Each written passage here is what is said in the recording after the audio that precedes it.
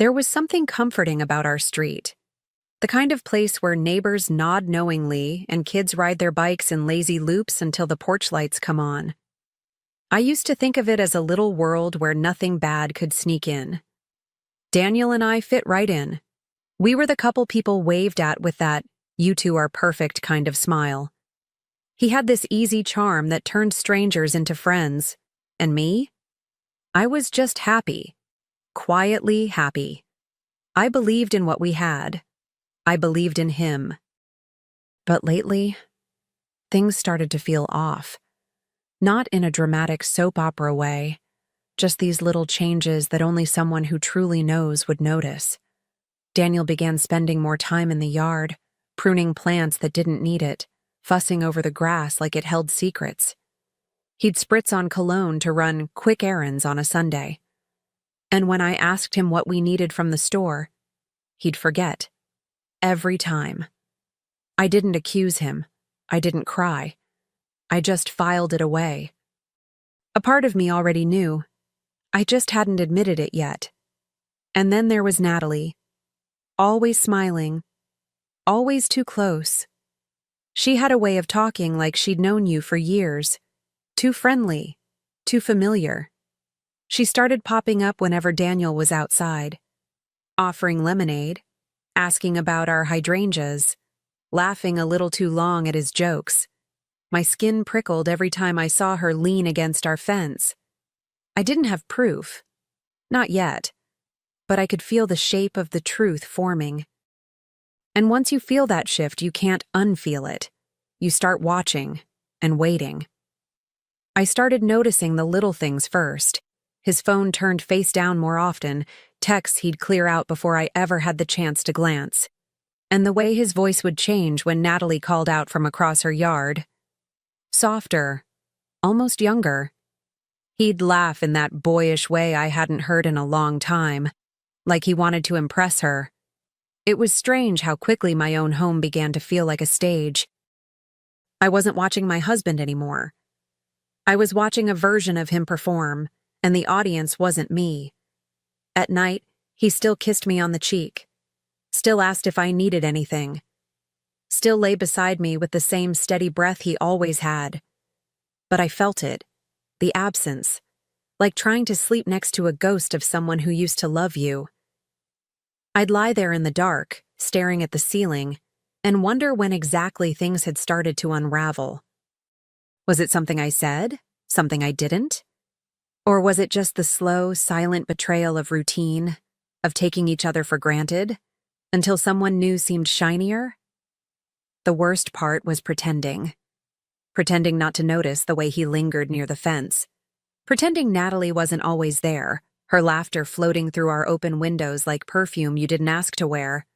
I'd wave back at her too, like nothing was wrong. I'd offer her a smile with just the right amount of warmth.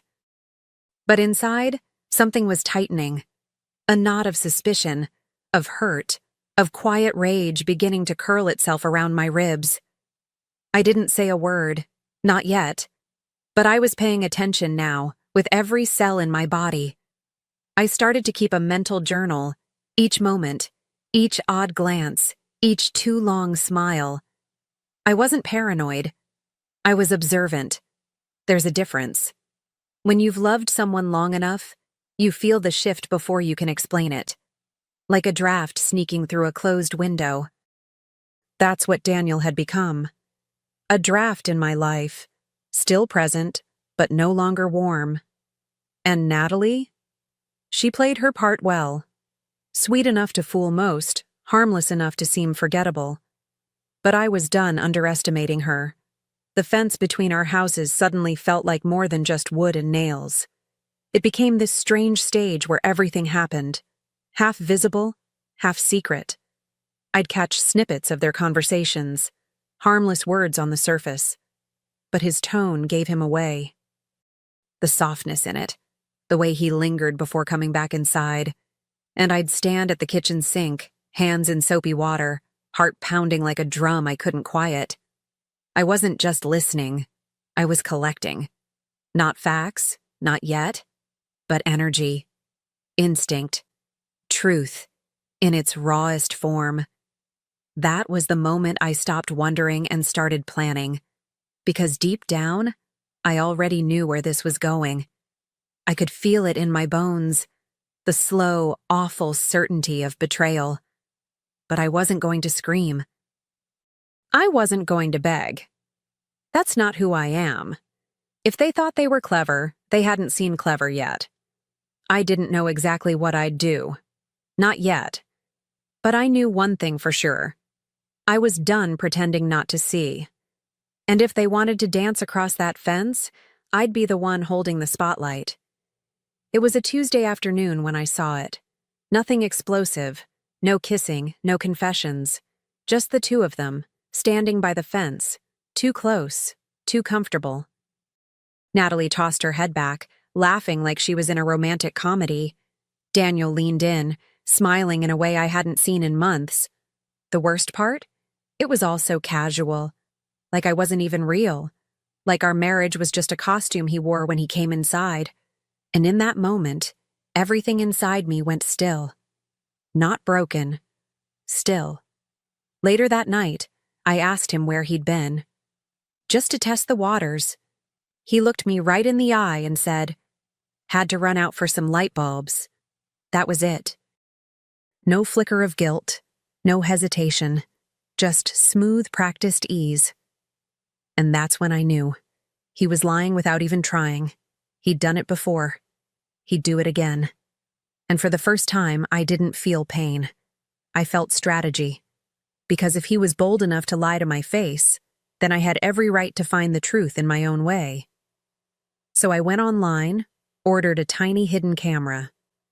Nothing fancy, just enough to do the job. I buried it deep among the rosemary bushes, tucked just right beneath a garden gnome he never noticed. I smiled the whole time I planted it, hands deep in the dirt. It felt strange, like preparing the soil for something new. I wasn't sure what I was hoping to catch. Maybe just confirmation. Or maybe I wanted them to see what betrayal looked like from the outside. I didn't know yet, but I knew I'd find out soon enough. The waiting was the hardest part.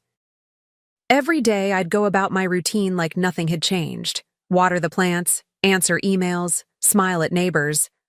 But underneath, I was wired. Hyper-aware. Every laugh from the yard made my skin crawl. Every creak of the back gate made my stomach clench. I found myself checking the camera feed like a woman checking a fever. Quiet. Obsessed. Waiting for the disease to reveal itself. I didn't want to catch them. I needed to. I needed the truth served raw. Undeniable. Daniel kept up his act. A kiss on the forehead. A casual love you before heading out to run his now daily errands. I played my part too. Smiled. Nodded. Made his favorite coffee. Because sometimes the most dangerous people are the ones who stay calm. The ones who gather, who wait, who watch. I wasn't broken. I was sharpening. Something was changing in me. Slowly, steadily. Like a tide pulling back before the wave hits. And the longer I waited, the more sure I became. They weren't just cheating on me. They were underestimating me. A few days later, I reviewed the footage. I watched from my laptop in the laundry room, door closed, heart thudding like I was about to jump out of a plane. At first, nothing. Just birds, the wind, the soft sway of trees, and then them. Standing at the fence again, just like before. Her hand brushed his. He didn't move away. She said something that made him laugh. They looked around like teenagers skipping class. And then, God help me, they kissed. I paused the screen. Timestamp blinking. Proof. Cold and clear. I don't know how long I sat there, just staring at the screen. Part of me wanted to scream, to throw the laptop across the room and let the rage finally spill out. But another part, the louder part, stayed silent. Watching, rewinding, replaying, over and over. There they were, Daniel and Natalie, acting like our home was their playground, like I was a ghost, a shadow, someone who'd already vanished. It was humiliating. But strangely, it was also liberating, because now I wasn't guessing anymore. I knew, and that changes everything. I didn't cry. I didn't even blink. Instead, I opened a new folder on my desktop, named it something innocent. Garden photos. Inside, I saved the clip, then another. I went back through the footage and began collecting every moment, every smile, every stolen glance that proved who they really were. I didn't want revenge, not yet. I wanted documentation. Something that spoke louder than any confrontation ever could. If they thought this was just a fling, a secret giggle behind closed doors, they were about to learn what exposure feels like. That night, I lay beside Daniel, listening to his breathing, steady as ever. I turned slightly, just enough to watch his face in the dark. He looked so peaceful, so unaware. It was almost poetic. He had no idea that the person next to him wasn't his wife anymore. She was someone else now, someone patient, someone precise. And while he slept, I began to sketch the next steps in my mind. No shouting, no tears, just a slow, deliberate unraveling. One he'd never see coming. There's a strange clarity that comes with betrayal, like a fog lifting, but what you see is uglier than you imagined. I sat in front of my computer with the footage open, eyes fixed on the screen. My hands didn't shake, my breathing didn't change. What I felt wasn't sadness anymore. It was something colder, sharper. Every minute of that video was another thread I'd pull loose from the life they thought they could tangle behind my back. I watched them laugh, touch, sneak into my home like it was theirs. My sanctuary turned stage. I scrubbed through the clips, labeling them by date and time, cropping when necessary, adjusting the audio. I didn't need flair, just facts. And the facts were damning. Daniel, walking through the gate with a bottle of wine under his arm. Natalie, slipping off her shoes before stepping inside. Their silhouettes in my kitchen, their voices hushed.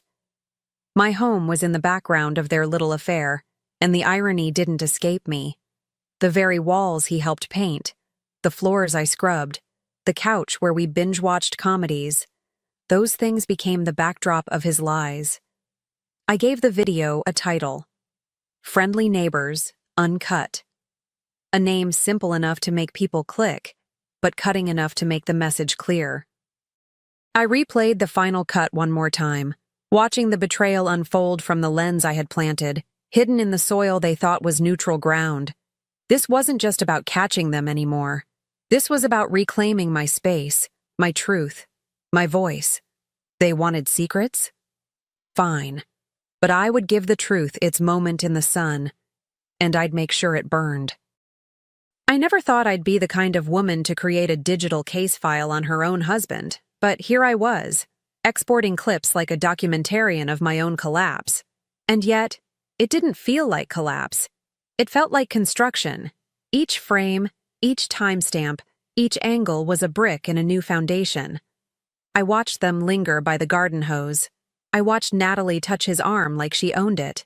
And I watched Daniel, my Daniel, smile back like the vows we made were some old joke no one tells anymore. There was one moment I kept returning to. A short clip, barely 15 seconds long.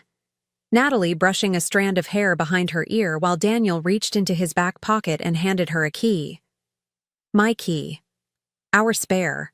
The one we kept for emergencies. I paused the video there. That small gesture carried more weight than anything else. He hadn't just cheated. He'd handed her access. To me. To our home. To everything we'd built. That key felt like a bullet I didn't see coming. And it hit harder than any kiss or whisper ever could. I backed up the files twice, once on a flash drive, once in the cloud. I wasn't about to lose this to a glitch or an accidental deletion.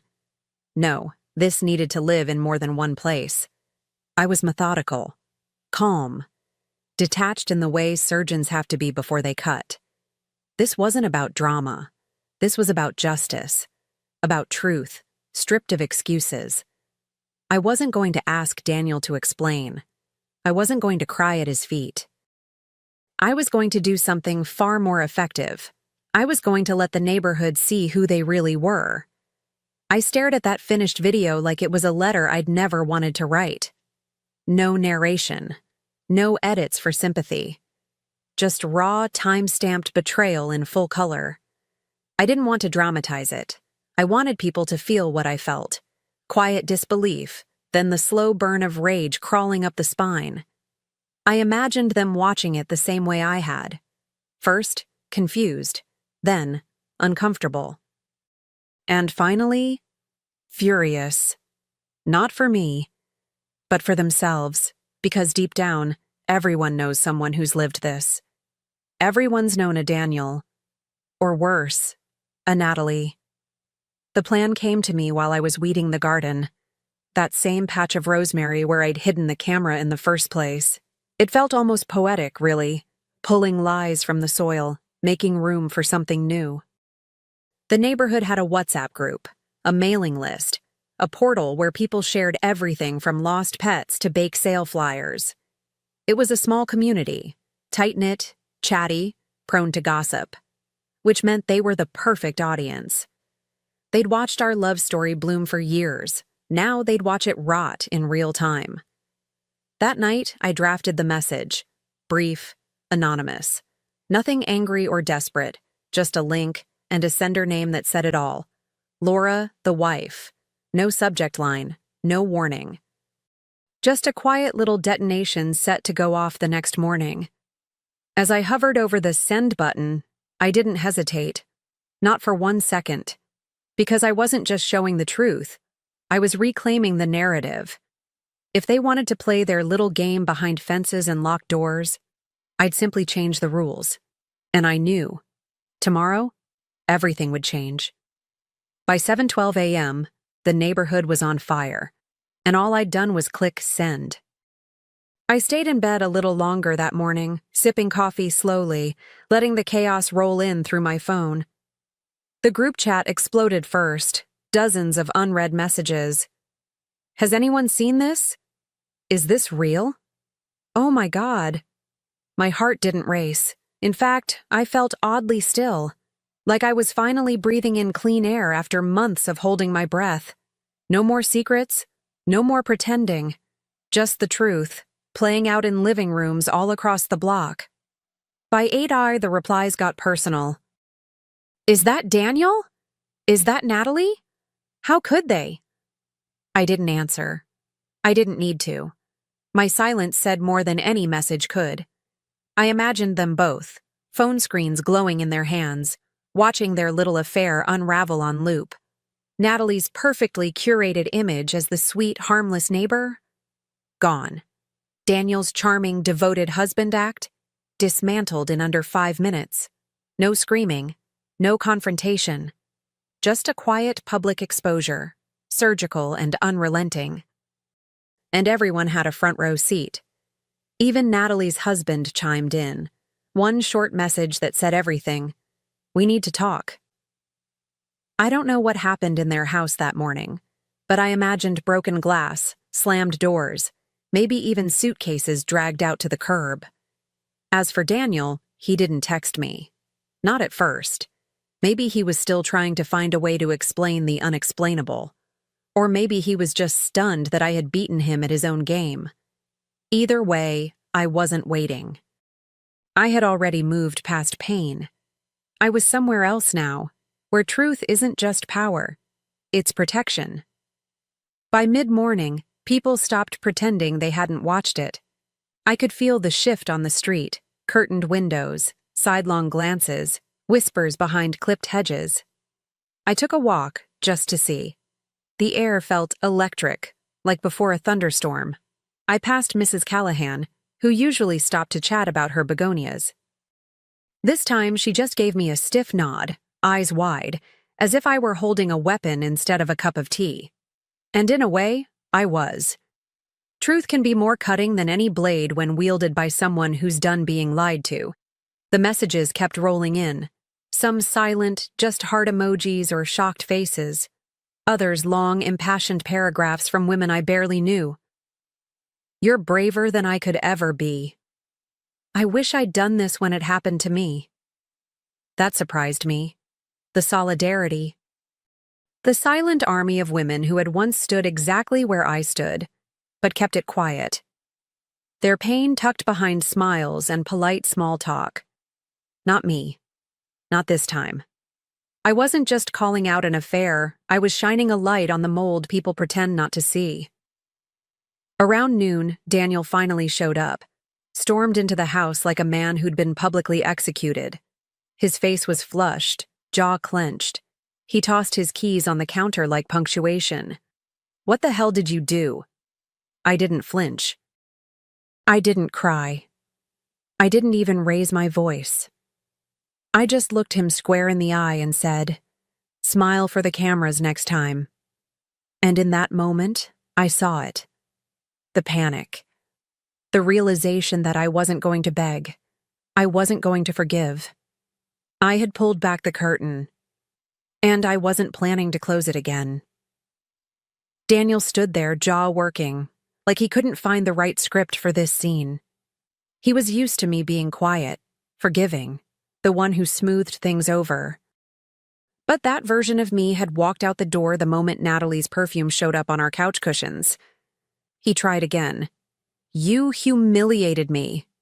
His voice cracked, more wounded pride than real remorse.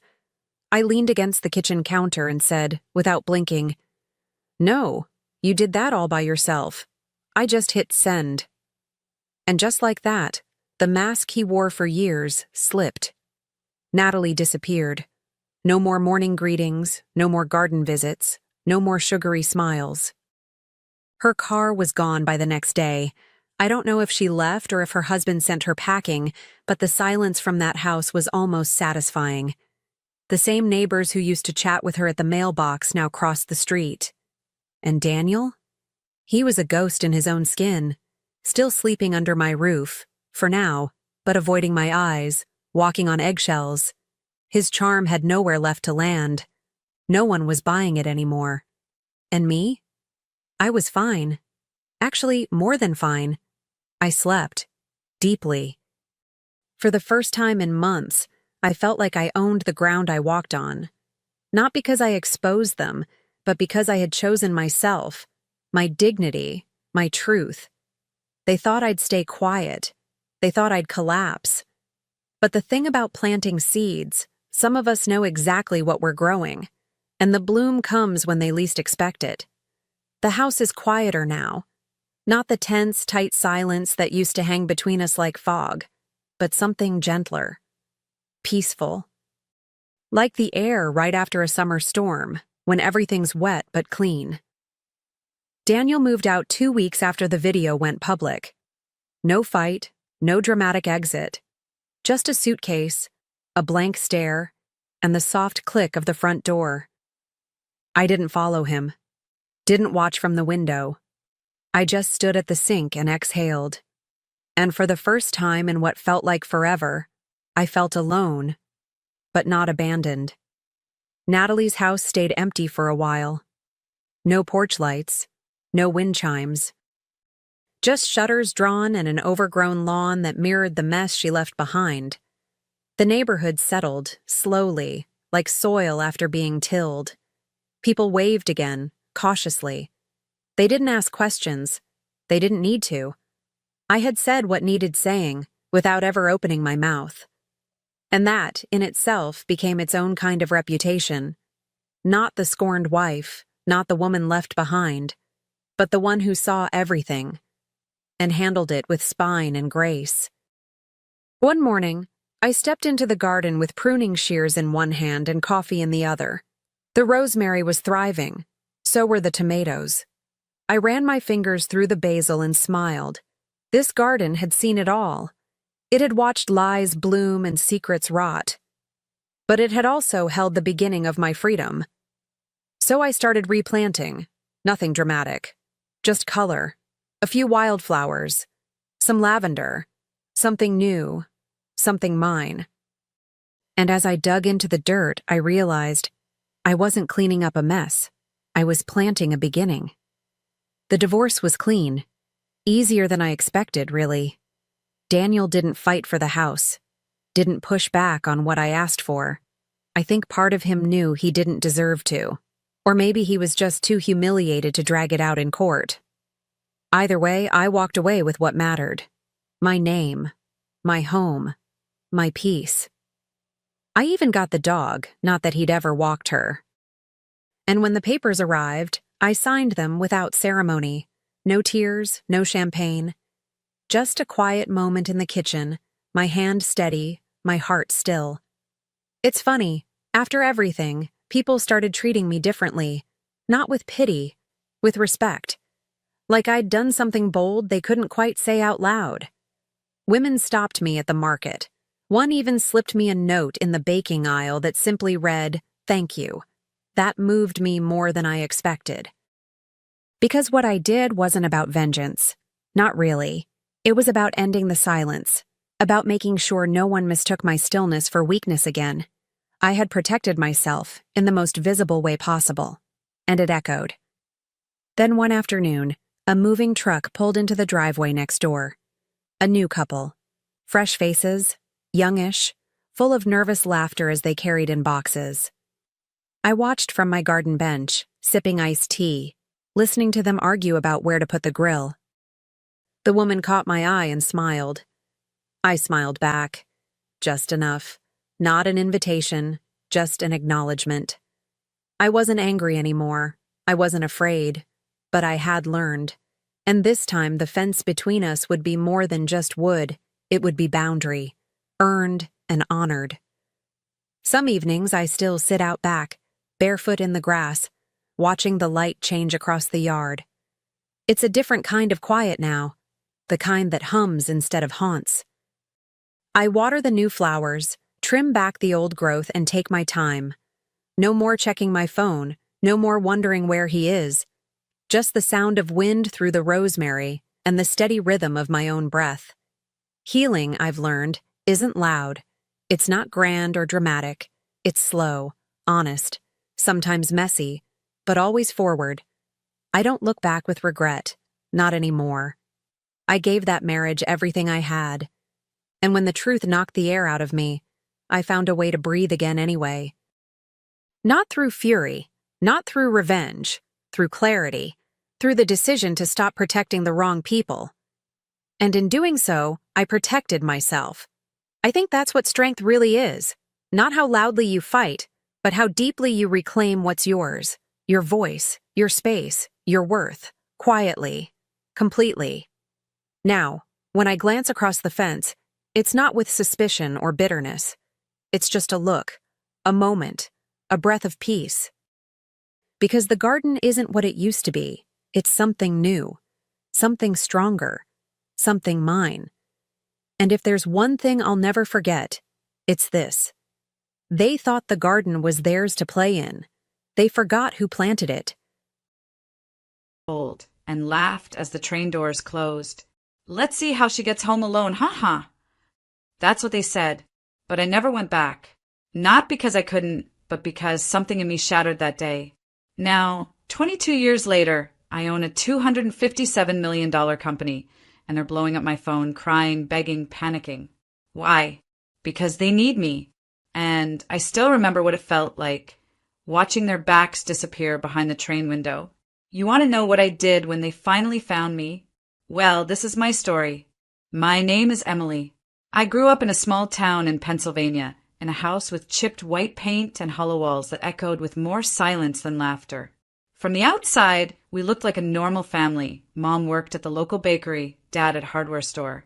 But behind the thin curtains, the truth was different. My parents didn't exactly love parenting. They loved control. They loved sarcasm. They loved putting me in situations just to see how I'd react. "Character building," Dad would say when he locked the fridge and told me to figure it out if I was hungry. "Mom," she'd shrug, "you're old enough to look after yourself." I was 7 when I started cooking my own dinners. Eggs and toast mostly. Sometimes just toast. They didn't hit me. Not in the way people think. But their words, sharp, dismissive, cold, cut deeper than a belt ever could. You're too sensitive. Why do you cry so easily? She won't survive one day in the real world. Maybe that's why I always had my small purple backpack packed. Just in case. I'd tuck away my library card, a flashlight, an old picture of my grandma, and a granola bar. I had this silly belief that if things ever got too bad, I could just run away and survive. I was 9. What did I know? School was my safe place. I liked the smell of paper, the hum of fluorescent lights, the feel of a desk under my fingertips. Mrs. Raymond, my 4th grade teacher, once told me I had a mind for big things. I clung to that sentence like a life raft. Still, deep inside, I craved my parents' approval. Every drawing, every spelling bee ribbon, I'd hold it up, eyes wide with hope. Meh, Dad would grunt, never looking up from the TV. Try harder next time, Mom would say, already on her way to the kitchen. The train station incident wasn't just an accident. It wasn't a we forgot or a misunderstanding. It was planned. They said it in the car on the way there. I bet she cries the minute we pull away, Mom chuckled. Nah, she's tough, Dad added. She'll figure it out. It'll be funny. I remember clutching my ticket like it was sacred, sitting on the cold, metal bench. My legs dangled. My sneakers didn't touch the ground. I watched other families holding hands, laughing, traveling together. I waited for mine to come back. The train came. The doors opened. Dad leaned over and whispered, "Let's see how you get home, genius." They stepped back. The doors closed. The train pulled away with me still sitting there. Alone. At first, I thought it was a joke. I waited. An hour. 2. The sun dipped. The shadows grew. The lights buzzed above me, harsh and yellow. My stomach growled. I held back tears. But when it got dark, I knew they weren't coming back. And that was the day something inside me changed. I didn't cry. I didn't scream. I stood up, picked up my little purple backpack, and I walked out of the station into the world completely alone. The streets outside the train station were loud, unfamiliar, and full of faces that didn't know me. The night air felt colder than it should have in June. I remember the hum of cars passing, the smell of fried food from a cart, the screech of brakes. I kept walking. I didn't even know where I was walking to. My legs just moved. A kind woman working at a small, 24-hour diner saw me sitting on a curb, holding my backpack like it was a shield. Her name was Karen. Ironic, I know, but she wasn't that kind of Karen. She brought me a grilled cheese sandwich and a cup of water. She crouched beside me. "Where are your parents, honey?" she asked gently. I didn't answer. I couldn't. My throat had a lump the size of a baseball in it. She called the police. They took me in, asked me questions. I didn't say much, just that my parents had left me at the train station. I was placed into temporary care. They contacted my parents, of course, left voicemails, sent a patrol car. No one answered. No one showed up. Not the first day. Not the second. Not ever. I remember overhearing one of the officers on the phone. They said it was a joke, a parenting tactic, to build resilience. I was 9. What kind of joke is that? By week 3, the state declared me abandoned. That word hit me like a freight train. Abandoned. Not lost. Not misunderstood. Not ran away. Abandoned. I was placed into the system. Foster care. Let me tell you something about foster care. It's not like the movies. No warm cookies. No magical reunions. Just cold rooms, rotating guardians, and other kids with stories that would break your heart if you let them in. I learned quickly that trust was a luxury. Love? A risk. I kept my head down. I did well in school. I didn't talk back. I made myself small, invisible. That way, no one could hurt me again. But inside, I was on fire. Every report card with straight A's, I mailed it to my parents' old address. No return address. Just to let them know I was still here. Every trophy, every award, I imagined shoving it into their smug faces. "Look who's surviving," I'd whisper to myself. At 13, I got placed with a woman named Angela. She was different, tough but kind. She had a crooked smile and a no-nonsense voice. She didn't ask too many questions, and she didn't pity me. She handed me a book on entrepreneurship on my second week there and said, "You've got grit. Learn to use it." I devoured it. Then another. Then another. By 15, I was selling handmade beaded bracelets online. By 16, I built a tiny website offering homework help to middle schoolers for $5 an assignment. By 18, I aged out of the system with no family, no college fund, but $14,000 in my savings account from years of small hustles. I rented a basement apartment, got a job at a tech repair shop, and studied every night online. Failure wasn't an option. Going back wasn't an option, because there was no back. My parents never looked for me, never filed a missing child report. Nothing. I Googled them once at 19. Still lived in the same town. Still went to the same supermarket. They just moved on. Like I was a stain they scrubbed out. It hurt. God, it hurt. But it also fueled me. At 23, I launched my first real business, a virtual learning platform for kids in underserved schools. It took off. Within a year, I had angel investors. Within 3, we were in 6 states. I kept my name, Emily Carter, but I buried my past. I told people my parents died. In a way, they did. But the pain? It lived on. Quietly. Underneath the suits, the meetings, the fake smiles for press photos. I still woke up at 3 a.m. some nights, sweating, my 9-year-old self curled up inside me, whispering, "They didn't want us. They left us." The world applauded my success.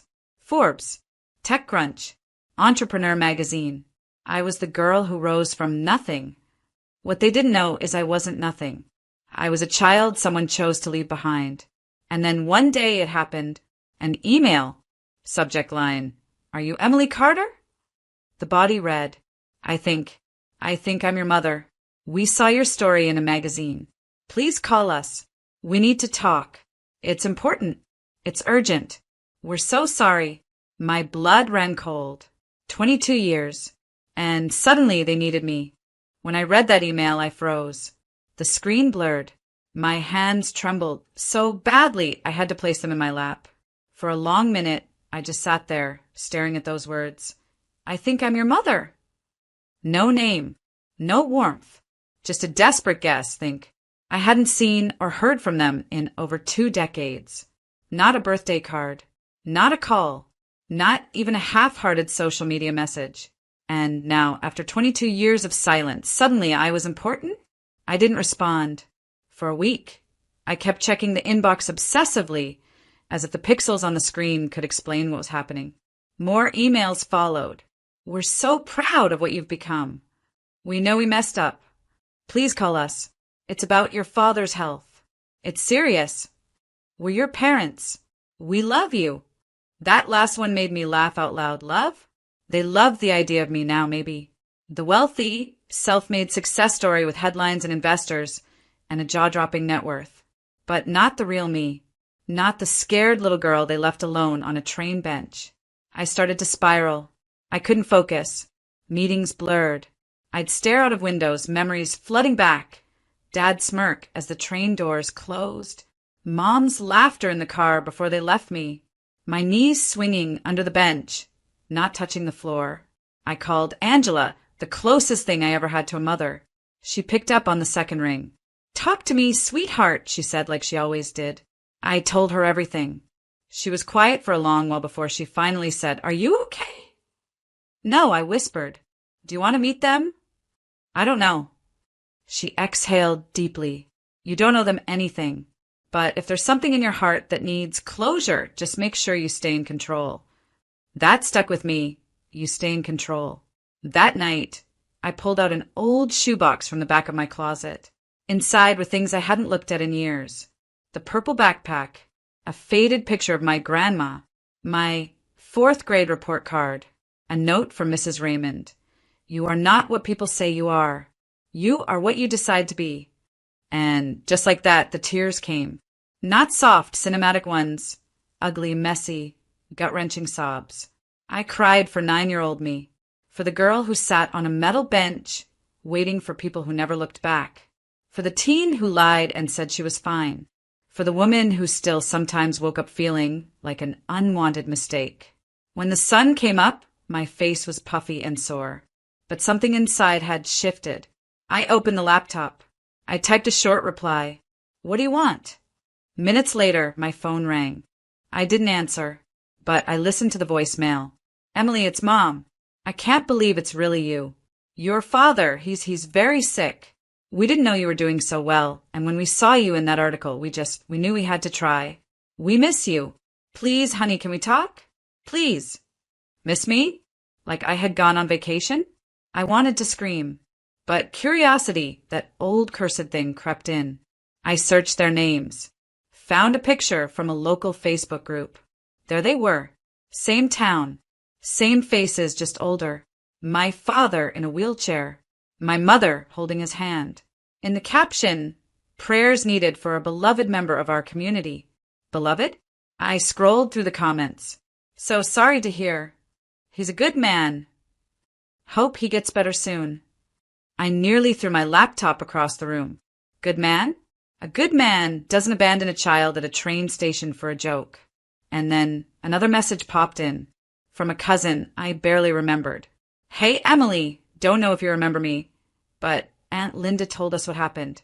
They're scared. Their house might go into foreclosure. Your business, they think you might be able to help. And there it was. Not love, not regret, not family, money. They didn't come back for me. They came for what I built. That night I drove. I didn't know where I was going, but I just drove. Windows down. Music off. My thoughts were so loud. I ended up parked outside the very same train station. It hadn't changed much. Still gray. Still cold. Still echoing with old ghosts. I walked to the same bench. Sat down. Closed my eyes.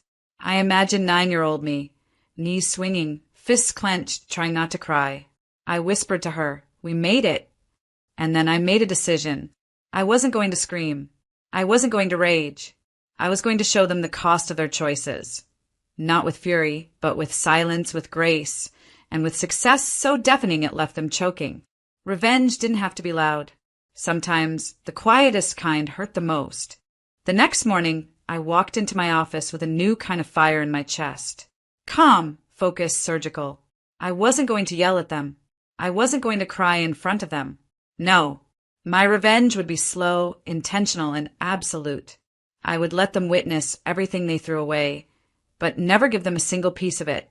I started by writing a list. It was simple. Let them see the empire I built. Never let them touch a cent of it. Give them just enough hope, then pull away. Step 1 was already complete. After all, the Forbes article had done more than announce my name. It had plastered my story all over the internet. Abandoned at a train station. Now worth $257 million. I knew that article was how they found me, and I made sure more followed. I accepted every interview, every podcast, every panel invite. I told my story not to be petty, but because I owned it now. The more I shared it, the more power I took back. One headline read, "She was left behind, now she owns the tracks." Poetic. I even released a personal essay, "To the ones who left me behind." I never used their names, but they knew. The whole town knew. Step 2? That took restraint. Their emails got more desperate. One even said, "We're not asking for millions, just enough to help with Dad's medicine. We can't afford to lose the house." I stared at that message for a long time. Then I forwarded it to my assistant and said, "If anyone from this list contacts me, block them. Permanently. No callbacks. No responses." But I wasn't done. Step 3, that was the hardest. I had to let them think they were getting somewhere. I set up a burner email and replied from a generic assistant account. Polite. Formal. "Thank you for your message. Ms. Emily is aware of your situation. She's currently considering options and will revert in due time." It was just enough. The emails back were full of gratitude. "Thank you. Please tell her we love her. We're so proud. So sorry for the past."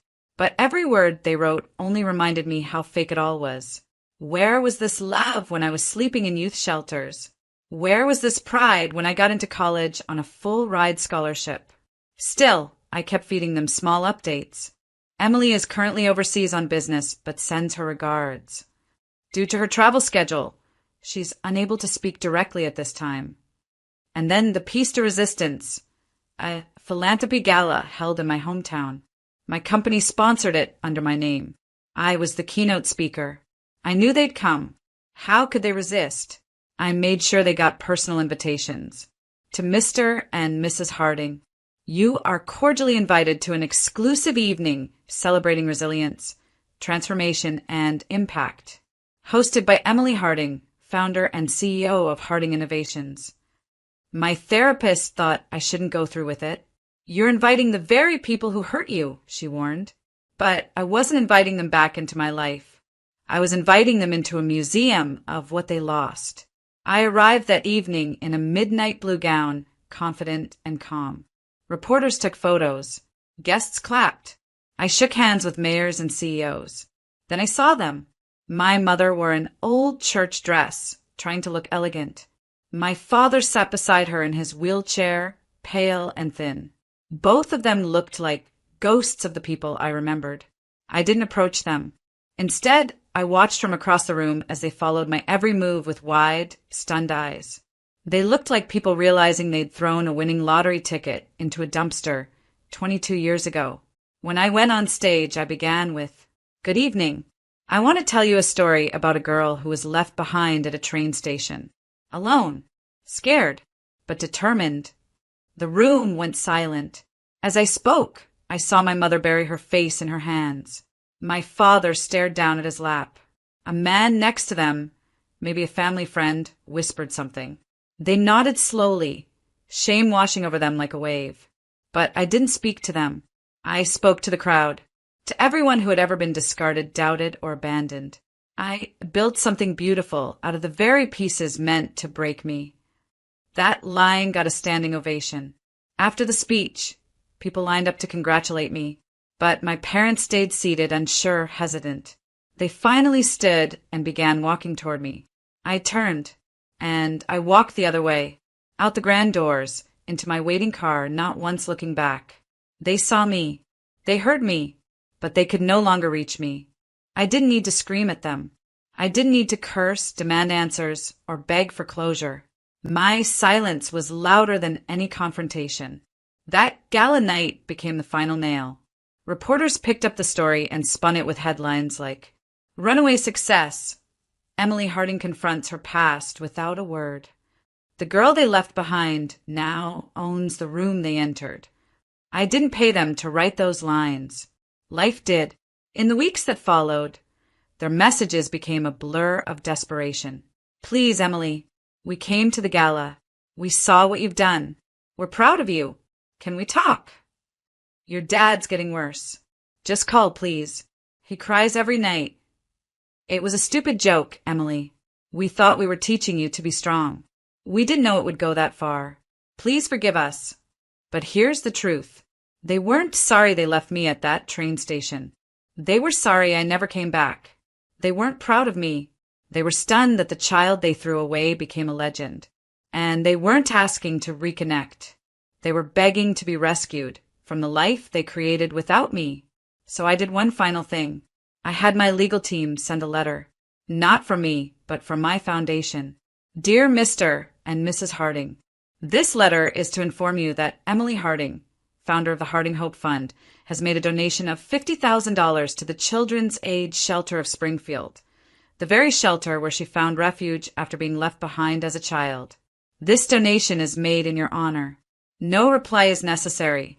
All future communications will be directed to her legal team. It was elegant, cold, final, the same way they left me. But now I was the one leaving. They called. We didn't answer. They knocked. No door opened. They posted Facebook messages. My assistant deleted them. And me? I kept building. I launched a mentorship program for girls in foster care. I hosted annual retreats for young women who'd been abandoned, abused, or ignored. And every time I saw one of them step on stage to tell their story, I felt it. That 9-year-old girl at the train station? She finally made it home. Just not the home my parents expected. Sometimes the family we're born into isn't the one that deserves us. Sometimes walking away is the most powerful answer we'll ever give. I spent years trying to understand why they did it, why they left me there, why they never came looking. And maybe I'll never get a clean answer. But what I do know is this: what they meant to break me made me. Not everyone gets closure. Not everyone gets justice. But we can choose peace. We can choose to heal, to grow, and to rise. I didn't take revenge with fury. I took it with silence, success, and self-worth. That was enough. So now I'll ask you this. What would you have done if you were left at that train station and the ones who abandoned you came knocking years later? Let me know in the comments. And don't forget to subscribe for more real stories of silent revenge and powerful transformation. Stared at the phone screen, the words on the text message glaring back at me. My hands trembled as I read it over and over, hoping that I had misread it the first time. But no, there it was, clear as day. We're not in a position to help. You'll have to find another way. It was from my parents. I had never expected this. Not from them. Not when it came to my daughter, Lily. She needed a life-saving surgery, $150K to be exact. I thought surely they would help. After all, they had always promised that family would come first. But in that moment, they proved me wrong. They didn't even hesitate. The words of refusal were so cold, so final. My chest tightened, my breath shallow. But what hurt more wasn't just their refusal to help. It was the photos I saw just days later. My parents, smiling brightly at my sister's lavish wedding, an event that cost them over $350,000. Every detail was perfect. The venue, the designer dress, the extravagant reception. Everything except for me. I felt like the air had been knocked out of me. How could they spend millions on a wedding when their granddaughter's life was on the line? How could they choose my sister over their own blood? I felt betrayed. And in that moment, something inside me snapped. I wasn't going to beg. I wasn't going to cry. No, I was going to do something they would never expect. Something quiet, something they wouldn't see coming. I wasn't just going to let this go, but they had no idea what was coming next. Growing up, I often felt like a ghost in my own home. My parents, both high achievers in their fields, ran our house like a well-oiled machine. Everything was about appearances, about success, about getting things right. But love? That was something I never quite understood. It wasn't something you earned with hugs or kind words, but something you proved with accomplishments. And no matter how hard I tried, it always felt like I was falling short. My sister, on the other hand, was everything they wanted in a daughter. Her charm, her natural grace, the way she walked into a room and instantly captivated everyone. My parents adored her. I couldn't blame them. She was beautiful, confident, and effortless in a way that I could never quite emulate. But it wasn't just her personality that won them over. It was the attention she commanded. All eyes were always on her. At every family gathering, at every birthday, at every holiday, she was the star. And I was the one who blended into the background. As a child, I didn't understand the difference in how my parents treated us. I just thought I wasn't good enough. Maybe if I worked harder, if I was more like her, they'd finally see me. I'd get their approval. But every time I thought I was close, they'd turn their attention back to her, making it clear that I could never be enough. My sister never had to try. She was their golden child, the perfect daughter. And I was just there. I remember the moments clearly, the times when my parents praised her achievements and overlooked mine. They praised her for acing her math test, yet barely acknowledged the fact that I had won a scholarship. It was always like this. No matter how much I did, it never compared to her. No matter how much I gave, it was never enough. But even through all of it, I still loved them. I didn't know how to stop loving them, even when they made me feel so invisible. And when I became a mother, I thought, surely things would change. Surely they would treat my daughter with the same love they had given to my sister. I was wrong. They didn't even blink when I asked them for help to save her. It was then that I realized something I'd never truly understood before. This family, the family I had fought so hard for, had never really been mine. The diagnosis hit like a thunderclap, sudden and terrifying. Lily, my precious daughter, had always been healthy, bubbly, energetic, the light of my life. But then, out of nowhere, the symptoms started. Constant fatigue, bruises that wouldn't fade, a pale complexion that made her look like a shadow of herself. I took her to the doctor, desperate for answers, and what we found out shattered everything. It was leukemia, a rare, aggressive form. Without immediate treatment, she didn't have long. The doctor explained the options: a life-saving procedure, a bone marrow transplant, a fighting chance for my daughter. But there was a catch. It would cost $150,000. That figure hung over me like a dark cloud. I didn't have that kind of money. I wasn't even close. But I knew where I had to turn: my parents. They had always been well off, and I thought surely they would help. They had to. My daughter's life was at stake. I reached out, my voice trembling, my hands shaking as I explained the urgency. Please, Mom, Dad, it's Lily. She needs this treatment. Without it, we don't have much time. I could hear the strain in my voice, the desperation that I tried so hard to hold back. But all I received in response was cold indifference. My father's voice was distant, detached. I'm sorry, but we just can't do it. We've got other expenses. And just like that, the door slammed shut in my face. But I wasn't prepared for the cruel contrast that would follow. A week later, my phone buzzed with a message. It was from my sister, gloating about her wedding. The wedding they had spent an extravagant $350,000 on. My parents had spared no expense, throwing her a celebration so grand that it made my heart ache just to think about it. I could see the photos, the designer dress, the luxury venue, the endless food and drink. It was a spectacle, an event that my parents had poured their entire savings into, and they couldn't spare a penny for their granddaughter's life?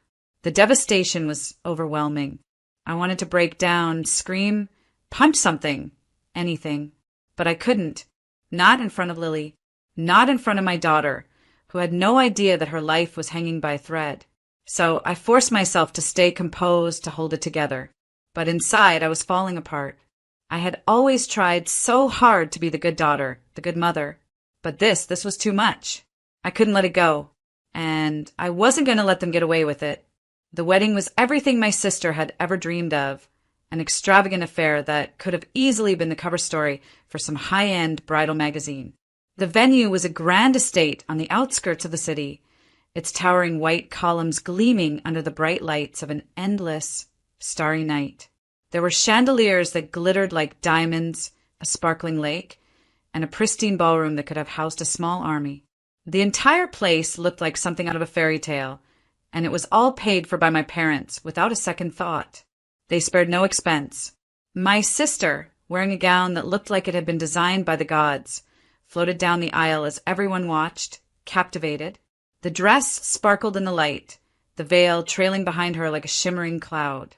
There were endless rows of roses, perfectly placed in crystal vases. The tables were draped in silk linens, and each guest had a personal waiter assigned to them. The food was endless: lobster, truffle oil, foie gras. Champagne flowed freely all night long. There were performances, a live band, and speeches that praised my sister's every achievement, her every triumph. And there I was, sitting at home in a tiny, rundown apartment, waiting for a call, waiting for help that would never come.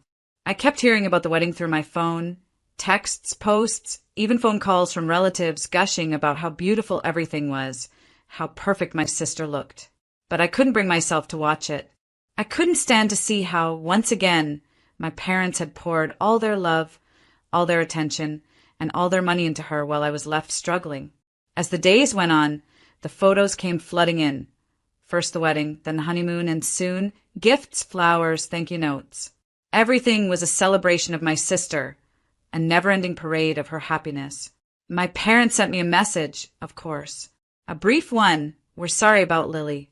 We'll keep you in our thoughts," as if their perfunctory words could somehow erase the pain. But I knew, deep down, that this wasn't just about the money. It was about something deeper, something that had been a part of our family for as long as I could remember. The favoritism that had always been there. As a child, I could never escape it. My sister had always been the one who got the extra hugs, the attention, the praise. I had always been the one standing in the shadows, watching as my parents doted on her and neglected me.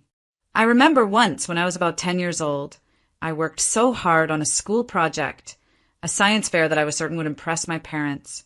When I came home, proudly holding my display board, my dad barely looked up from his newspaper. "Oh, that's nice," he said absently, not even giving it a second glance. But when my sister came home with a report card full of A's, my mom hugged her, telling her how proud she was, how brilliant she was. I never got that. I never got that acknowledgement, that recognition. And now, here I was again, standing alone, left to fight for my daughter's life while they threw money at a celebration that would be forgotten in a year. The anger, the betrayal, the years of emotional neglect hit me all at once. And I felt it then, deep in my gut, the realization that I had been nothing more than an afterthought to them my entire life. But I wasn't going to let this go. Not anymore. The pain in my chest was unbearable, but it was nothing compared to the turmoil inside my head. Every day, I wrestled with the urge to confront my parents, to scream at them for what they had done. They had turned their backs on my daughter when she needed them the most. How could they be so blind? How could they be so heartless? But despite the fire raging inside me, I held my tongue. I kept my emotions buried deep, not wanting to make a scene, not wanting to give them the satisfaction of seeing me crumble. I had always been the quiet one, the one who swallowed her anger and just dealt with it. My whole life, I had stayed silent, hoping that one day they would notice me, that they would see my worth. But that day never came. Instead, I channeled all that anger, all that bitterness, into something else. Quiet determination. I wasn't going to beg them for help. I wasn't going to cry or plead. If they couldn't see how much I needed them, if they couldn't understand that a mother's love for her child knows no bounds, then I would have to figure this out on my own. The thought of asking them for money again was unbearable. I couldn't do it. Not after what they had done. That's when my in-laws stepped in. When my daughter's condition worsened and the $150,000 for the procedure seemed impossible to raise, my in-laws didn't hesitate. Without a second thought, they sold their home. They sacrificed everything just to help us. Their love and support were unwavering, a stark contrast to the indifference I'd received from my own parents. I remember the look on their faces when they told me they had made the decision. "We'll do whatever it takes," they said. "We're family. You don't have to carry this burden alone." And in that moment, I realized what true family was. It wasn't about money or lavish gestures. It was about loyalty, about being there when it mattered most, about love that didn't have conditions attached. I had always believed that blood was thicker than water, that family was supposed to be your safe haven. But the more I thought about it, the more I realized that the word family meant something different to me now. Loyalty wasn't something I could expect from those who had failed me over and over again. Love wasn't about obligation or about who had the biggest house or the most money. It was about support, trust, and standing by someone in their darkest hour. The contrast between the support I received from my in-laws and the betrayal from my own family was not lost on me. And it stung. It stung in ways I couldn't even put into words. But as the days passed, the pain began to turn into something else, something stronger. It became a quiet resolve, a determination to never rely on the people who had let me down. If they couldn't offer their support, I would make my own way. And I knew deep down that there would come a day when my parents would have to answer for their actions. The day I finally decided to act, it wasn't because I wanted revenge, it was because I wanted respect. It was because I wanted to protect my daughter's future and ensure that no one, especially my parents, could ever disregard us again. I had spent too many years in their shadows, watching as they pampered my sister and neglected me, as they played favorites and made me feel insignificant. But that day, I realized something. I didn't need their approval. I didn't need their money. I just needed to take control, and I would do it on my terms. So I began. Slowly, quietly, I started to sever the ties that had bound me to them for so long. I took steps that, at first glance, might seem small, but every move I made was a silent declaration of power. The first thing I did was unlink my account from their utilities. It seemed like a minor detail, but to me, it symbolized the shift. I wasn't relying on them anymore. I didn't need them to control any part of my life. Every bill, every connection, every trace of their involvement in my financial existence was gone. That action alone was a quiet rebellion against the years of neglect, a statement that I was no longer tethered to their whims. Next, I took control of the situation with their car. something they had taken for granted, something they assumed would always be in their name. I transferred the title to my own, making sure to document everything carefully. This wasn't an impulsive move. It was a calculated decision. In one swift action, I not only ensured that I was no longer financially dependent on them, but I also set up the groundwork for a bigger, more impactful shift in the power dynamics between us. I could feel the shift in my body and my breath. Every move I made was a step further from the emotional trap they had set for me. I knew they wouldn't see it coming. I wasn't loud, I wasn't angry, I wasn't even confronting them. I was simply taking control of my life. And in doing so, I was setting the stage for a reckoning they would never expect. It wasn't just about making financial decisions, though. It was about emotional autonomy. I began to withdraw from family events, slowly distancing myself from the toxic environment they had created. I didn't need to explain myself. I didn't owe them anything. My absence became a statement in itself. There were moments of doubt, of course, small whispers in my mind asking if I was being too harsh, if I should just forgive and forget. But every time I thought about my daughter, about the sacrifice my in-laws had made for us, I knew I was doing the right thing. This wasn't just about me anymore. It was about ensuring my daughter's future, about making sure she would never have to face the same betrayal I had. I could feel the weight of what was coming. Every move I made, every decision, was setting the stage for something bigger. But I wasn't done yet.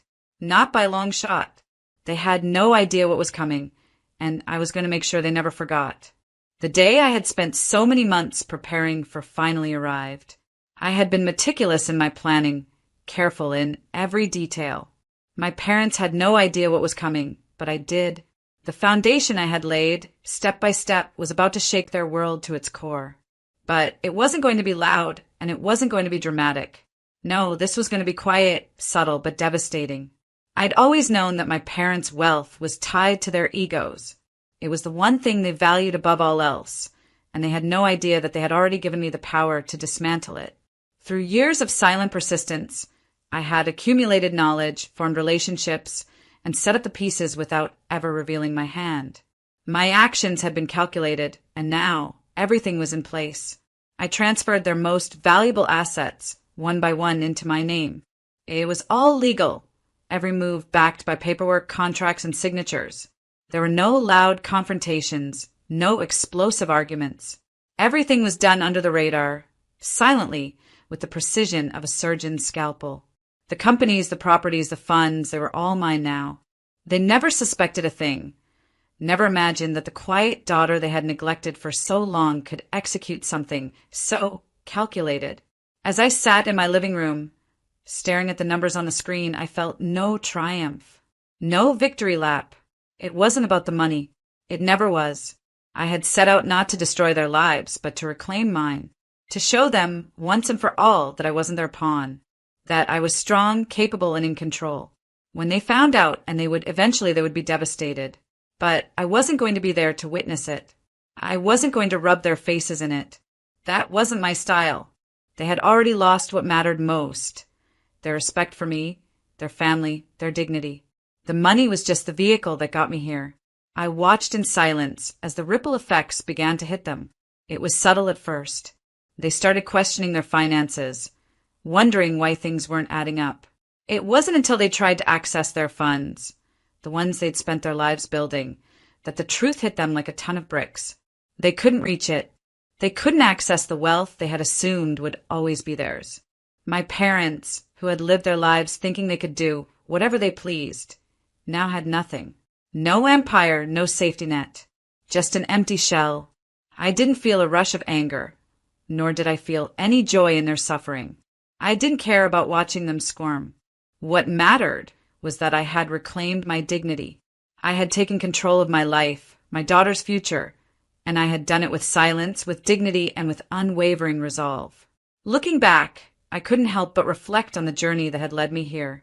I thought about the pain, the betrayal, the years of feeling overlooked and ignored. But more than that, I thought about the growth. I thought about how far I had come from that vulnerable, desperate woman who had pleaded for her parents' help.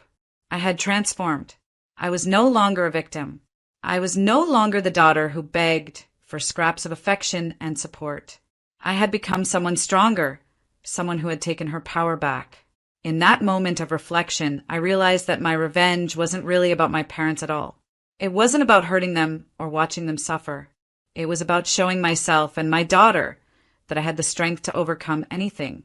That no one, not even family, could ever take that from me again. As for them, they would never be the same. They might never understand why I did what I did. But it didn't matter. Their lesson had been taught in the only way that truly mattered. The phone call came unexpectedly. The name on the screen was all too familiar. My parents. It was a number I had blocked for years, but here it was, flashing on my phone, demanding my attention. For a brief moment, I almost didn't answer. The weight of everything that had led me here, the years of silence, the moments of betrayal, all came rushing back. But curiosity got the better of me, and with a deep breath, I swiped to answer. Their voices were shaking, trembling with a desperation I had never heard before. It was strange. My parents, the same people who had turned their backs on me when I needed them most, now sounded like lost children. Weak, broken, vulnerable. They pleaded with me, their words stumbling over one another as they tried to explain themselves. Please, honey, we didn't mean for it to go this far. You have to understand we were just trying to maintain our lives, our legacy. We didn't think you needed us, but now we have nothing. Please, we need you. The words were hollow. I could hear the panic in their voices, but there was something else there too, regret. But I couldn't bring myself to feel sorry for them. Not after everything they had put me through. They had let my daughter suffer. They had abandoned me when I needed them most. And now they were paying the price. It wasn't a price I had inflicted upon them. It was the natural consequence of their actions. I took a deep breath. I had prepared for this moment, knowing it would come eventually. I had known that they would beg for forgiveness, just like they always had. But things had changed. I had changed. I'm sorry, I said, my voice steady and calm, betraying none of the emotion I felt inside. You had your chance. You chose your path, and I chose mine. There's no going back from here. I can't help you. There was silence on the other end of the line. I could hear their ragged breaths, their attempts to hold it together. But I knew it was over. The call was a desperate grasp at something they had lost forever, their hold on me. It wasn't about money or guilt or even love anymore. It was about the fact that I was no longer the daughter they could control. I was no longer a part of their toxic world. And that was my power. The silence stretched on for a long moment before my father spoke again, his voice barely a whisper. I never thought it would come to this. You were my daughter. I was just trying to protect our legacy. The irony wasn't lost on me. Protecting your legacy at the cost of your family, I replied, my voice cold now. Maybe if you had spent more time protecting the people who loved you, you wouldn't have ended up like this. I hung up the phone without another word. I had nothing more to say to them. I had given them every chance to make things right, and they had chosen their path. And now I was free. I stood there, staring at the phone in my hand, feeling a strange sense of calm wash over me. For so long, I had been tethered to them, their approval, their expectations. But no more. In that moment, I realized something profound. True strength doesn't come from the approval of others. It comes from knowing your worth, even when no one else sees it. My parents would never change. They would never understand why I did what I did. But I didn't need them to understand. I had found peace, not in their forgiveness, but in my own freedom. And so I walked away. I walked away from the toxic love, the empty promises, and the lies. I walked away from everything that had held me back for so long. And in doing so, I walked toward my own future. A future where I was in control. A future where I could finally breathe. In that final moment, I realized that the greatest revenge wasn't about tearing them down. It wasn't about hurting them the way they had hurt me. It was about building myself up. It was about walking away with my dignity intact, knowing that I had made the right choice. Family isn't just about blood. It's about loyalty, respect, and love. And when those things are missing, no amount of money or status can replace them. As I stepped away from the phone, I couldn't help but think of the lesson I had learned. You can't heal from a wound caused by someone who doesn't even care enough to acknowledge your pain. And in the end, the only thing that truly matters is your own sense of peace. I walked away free. Free from their expectations, free from their judgment, and free from their lies. Because sometimes the most powerful thing you can do is to walk away. And that's exactly what I did.